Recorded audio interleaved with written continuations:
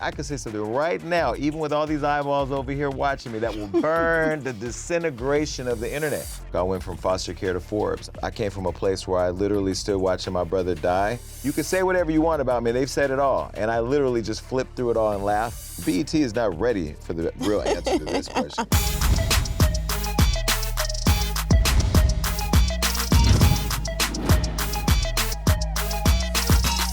Welcome back to the latest episode of BET Talks. I'm your host, Miabelle, and today's guest is one of the most talked about voices in entertainment media. He's also the founder of Hollywood Unlocked, the Stockton vice mayor, and most importantly, the host of The Jason Lee Show, newly acquired by BET. And here to give us his bold perspective and very introspective voice is the Jason Lee. Welcome. Nice intro. I need that intro to be downloaded on iTunes and played everywhere I go. Yes, or every Wednesday on BET at 8:01 a.m., okay? Very early. On the dot, that's how it goes. Yep. All right, now we're gonna kick this off with a game. It's called This or That. All you do is pick and tell us why. Okay. Very simple. Now, headlines or legacy, what matters to you the most right now? Legacy. I mean, that's why I ran for office. Getting elected wasn't in the bingo card for me, and it wasn't a career change. It was just something that I felt was important at the time, where I had made a lot of money, had a platform, had a lot of relationships, and also saw the need. And then, you know, having gone sober in therapy and now turning 49, I'm like, you know, I'm in my adulthood for real. Like, I gotta do more than just buy nice clothes, jewelry, trips, and all that, and that's all great, but I gotta do more. And so, yeah, I think legacy right now. I love that. Yeah. Now, what excites you more, shaping the culture through media or shaping change through the government? Man, that's a great question. I like shaping the culture through media because I make a lot of money. So, and with a lot more, you can do more. So I'm not gonna sit here and act like I don't believe in making a lot of money and shaping culture, especially in a time where I feel like culture's under attack. But also at the same time, when you look at our government, you look at how reckless it has become all the way up to the top, you forget that, you know, local politics matter too. So Stockton, California is a city that made me. It's a city that I love. My whole family is in that community. And so to be able to return home full time and to jump in the political arena and start to bring more balance to a city that I think has been forgotten and disinvested in for a long time has been amazing. So I have to say both. It can't be this or that on that one. I think it's all of that. Yeah, and you're doing all of it, which is great. So congratulations to you, sincerely. Thank you. Yes, now when it comes to your career, respect or relevance, what are you choosing? Respect, you know, because what is relevance? You know, like there's a lot of people right now that feel like they're relevant. They ain't relevant. You ever see somebody that got like an ugly kid? You like, that kid is cute to somebody. Now, I think all kids should be deemed as cute. And yes. I know over here at BT, y'all don't like talking about kids. I understand. Some people, kids is ugly. But you can look at that ugly kid and say, somebody loves you. We live in a world right now where people are so afraid of losing people's respect that they forget to respect their own development, their own process, their own evolution. I'm Jason Lee, who many times has burned the internet down. If you send me a legal notice to not do what my job is to do, then I will send you a retort to say that because I didn't want to come spend the night with you, punk, stop playing with me. I think it's diabolical to send me a cease and desist when you try to get me to sleep at your house. Now that's the truth. The truth is you invited me to that dusty little ranch to spend the night, and I didn't want to spend the night. Why would I spend the night at your house when I got my own houses? I love my pillows. My thread count is strategically placed in a way to make me sleep through the night. Why do I need to go to your house? I'm a grown-ass man. If a grown-ass woman say, hey girl, come over and spend the night at my house, what am I spending the night at your house for? When you got your own. You got your own house. So yeah, I just didn't understand why I was being invited to somebody's house. Well, I know why I was being invited. You know why I was being invited. Why you send me a cease and desist when you got my number? You could pick up the phone. Say you went to your homegirl's house, you took your Fenty bag, and then all of a sudden your homegirl's using your Fenty. You gonna send her a cease and desist because she's using your Fenty, or you gonna say, give me my Girl. Fenty? Yeah. I don't know, got a little weird. The same way that you And I was just sitting on my couch, I just did a little video saying, come on now. You saw I didn't even want to do the video. I was like this. But I did the video, and I did it for two reasons. One, I wanted them to know, stop playing with me. But the other thing is, I kind of wanted to know that I still had it. You know, like, I still got it, you know? And I still got it. Yeah. And it was necessary, and it was done. The same with way precision. that you can burn the internet down, Can anybody say anything about you? Absolutely. Joe Budden literally said, he talked about my dead mother, my dead brother, my dead father. I haven't even responded. Why? For what? For what? I worked through all my trauma. I didn't shed a tear over that. They've been dead. I'm not an emotionalist tree, but I'm not triggered by other people's attack on my trauma. Right. I've done the work, right? So yeah, they could say whatever they want. And look, sometimes I don't respond because I haven't responded to Joe Budden, that one particular. More so secrets, because that's your trauma that people are using to get under your skin that clearly doesn't work. Yeah. But the same way that you can burn the internet down by telling us all of the things that you know on the other side of Hollywood, is there any secret that somebody can rebuttal you with? No, I've had people, listen, BET is not ready for the real answer to this question. But there was a time where one person tried to come out and share what they thought was a secret. It wasn't a secret, but they thought they would control me by telling me they would put something out. So I went live and I put it out in graphic detail, real graphic. It was a lesson to everybody that just live in your truth. Like if you live in your truth, then you're free from people trying to extort you, control you, manipulate you, attack you, all that. And people still gonna try it, but we live in a clout-based, click-based world where everybody is trying to get this thing. They wanna feel it until they feel it. I'm okay with whatever anybody wants to do, just be prepared. Right.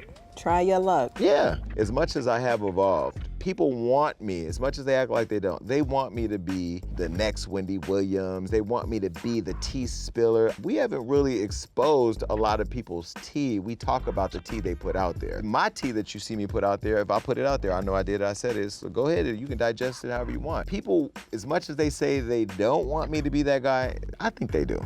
I think so. Yeah, I think so too. But why? Because it's entertaining to them, I believe. Yeah, it might be. And look, and I know how, that's why I said what I love about the Jason Lee show. It's fun, it's a roller coaster of rides. If you watch the K. Michelle show, I know it's the clips that go viral. People go, oh my God, that was spicy. But the clips are just meant for you to go back and watch the whole interview. BET, I love you. Jason Lee, I love you more.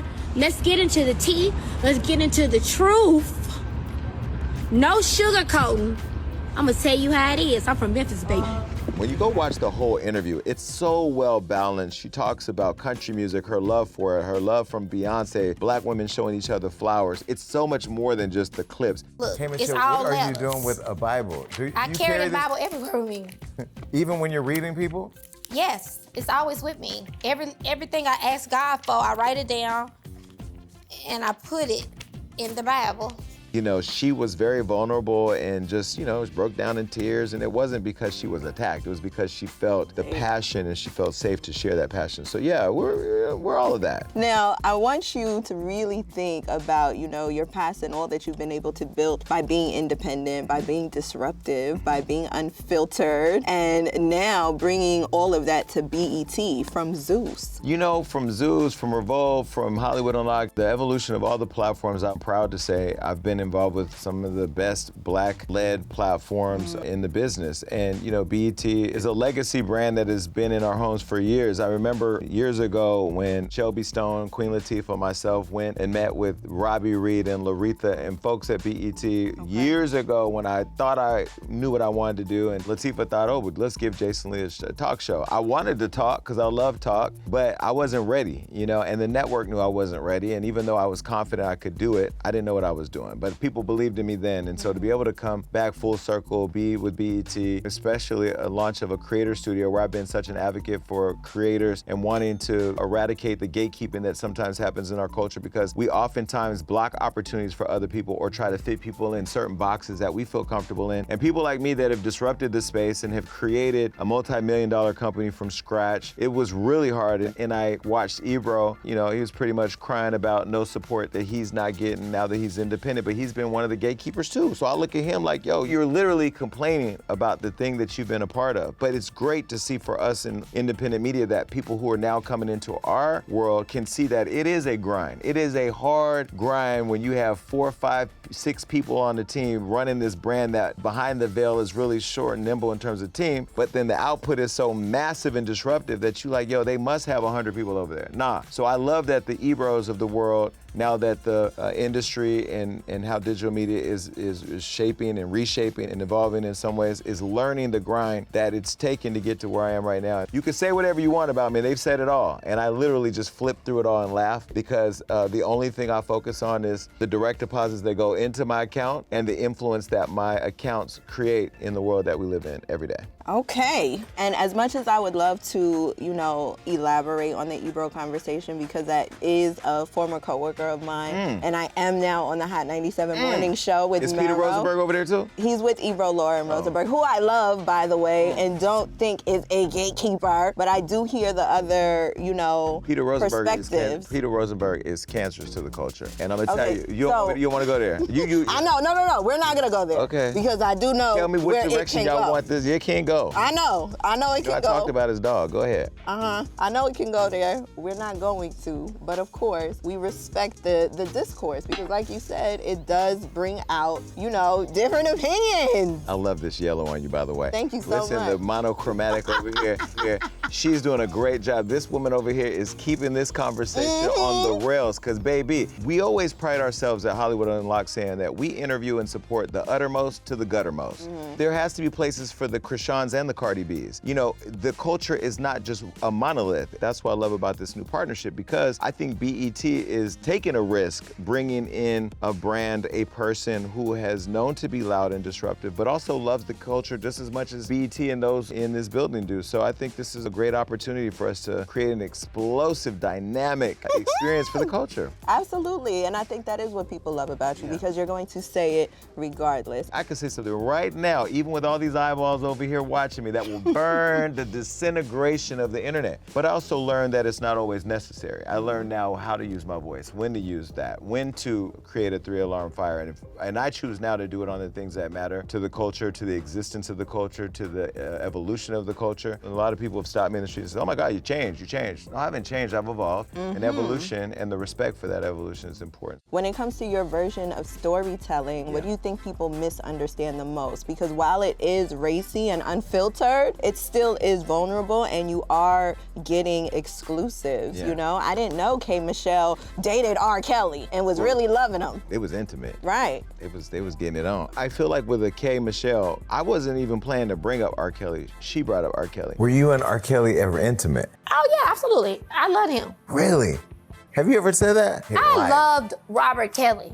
People, as much as they may be nervous about doing the show, they do come in, get disarmed, and feel very safe with me, because I'm literally just a fan of the platform, trying to ask and understand the questions that fans are sitting at home watching. I'm really happy because you are the only person in the world that knows we had that conversation, one, and two, I complied with that conversation. You did. That's why when I'm sitting there interviewing somebody and I know that they may feel uncomfortable talking about something or they don't want to go there, I know I wouldn't be doing my job for the people watching, for the culture, if I don't ask the question. For example, I interviewed Candace Owens. I knew she was anti-trans, homophobic. She's all the things that all of us feel about her, but I wanted to see if she would have the courage to say it to me, and she did. And so when she was talking about the trans community, at that moment, I felt two things. I felt like, one, she's going to win this debate because she came into it really flaming the hate that people have for the community. But I'm sitting here as a gay man defending the community, knowing the other side of it, right? So it was a dynamic that I knew that we needed to have on camera, but I also knew how it was going to hit the internet and what it was going to create. So yeah, I do think that we create necessary conversations, going back to K. Michelle, where she shared her relationship with R. Kelly, but she also posed a question that's still not been answered. And she said, what about all the mothers that was in the kitchen cooking? They ain't in jail with R. Kelly. And again, that's a conversation we had on the Jason Lee Show here on BET, and now we'll let the public have online. Absolutely. Now, moving on, what would you say you're the most proud of with your legacy, especially when it comes to Hollywood Unlocked? I did it all on my own terms. I said on Facebook, I went from foster care to Forbes. I came from a place where I literally stood watching my brother die and watched my mother struggle on drugs and living on public assistance and homeless, to having everything I want, traveling all around the world, doing what I want, saying what I want, believing what I want. I don't feel confined to any rule. And I know that in this world today is a very uncomfortable experience because most people don't have that freedom. I think in the end, when people look at my story, when they look back on it, they're gonna be like, yo, he was loud, he was disruptive, he was controversial, but he did it all on his own terms. And that to me, especially the fact that I own it all, is freedom. Now I'm getting into production, I'm getting into development, and going into the 6th season of my award show. I mean, I think I'm doing pretty good. When you say impact, what does that mean for you culturally? You know, when we created the Impact Awards, it was about acknowledging people who've used their platforms or their fame to create impact in our culture, right? So we weren't initially going out to find the biggest names. We just happened to get the Mariah Careys and the Whoopi Goldbergs and all that. But I looked at BET Honors, you know, as an example of highlighting Black excellence. When we decided to honor Jonathan Majors and the world was like, why would you do that? I don't believe in eternal condemnation. And I believe that all of us are entitled to redemption. And I got that lesson from my mom. My mother, when she was dying, literally said, I did the best that I can. I hope you forgive me. And I thought, this lady's literally about to die in a couple days. The only thing that she's asking for is that I believe she's worthy of being redeemable. And I just don't think that we should get to a place where we're literally on our way out to believe that we're worth redemption. And when I told him I wanted to honor him, he just started crying and he started just sharing like how he had been in a place of like thinking of hurting himself and just different things. And I'm just like, yo, and he couldn't believe that we actually wanted to honor him. And I love the fact that Megan and Jonathan both trusted me to do that. They didn't ask me a lot of things like, what you gonna say? They just said, okay, we trust you, and we did it, and it was great. What are the sides of you that we're not seeing, the soft sides? Because what I'm getting is very assertive about that work, about that business, about your word.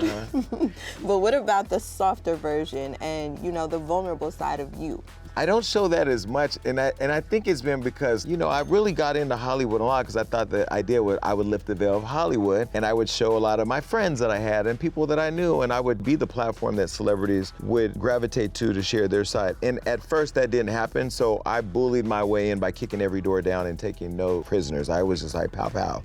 And as I evolve in it and understand the power of my platform, it's not lost on me the impact that it can have on people when we do what we do. Right. So I have become more understanding of the power of the platform and more responsible to it. And you know, I've made some mistakes, and I've, you know, where I've gone too far, I've owned it because I'm not an emotionless tree as some people may think. The softer side, okay, so I listen to gospel music literally almost every day. I'm really into Ray right now. Do you know who Ray is? No. Gotta get it. Is it R-A-Y-E? Yes. Yes, I do. Totally into her. But yeah, I mean, my softer side, let's see, what they may not know. Every gospel singer you can probably think about, major gospel singer, like we talk all the time, I'm friends with them, or I love them, I incorporate them into everything I do. My relationship with God, I wrote a book called God Must Have Forgotten About Me. And some people thought it was a diss to God, but it really was like a book around how I found my faith in my foster home with the Easter family at a time where I thought God had forgotten about me. And I think a lot of people can relate to that when you look at the world and when you look at the challenges that we all face every day, where you're like, damn, God, like, can I get a break? But what I learned when I learned faith and the difference of faith instead of fear is that I live a faith-based life. I live a very optimistic life. I believe that things will get better and things can be better. And I attribute everything I have to God. Even in my brother losing his life,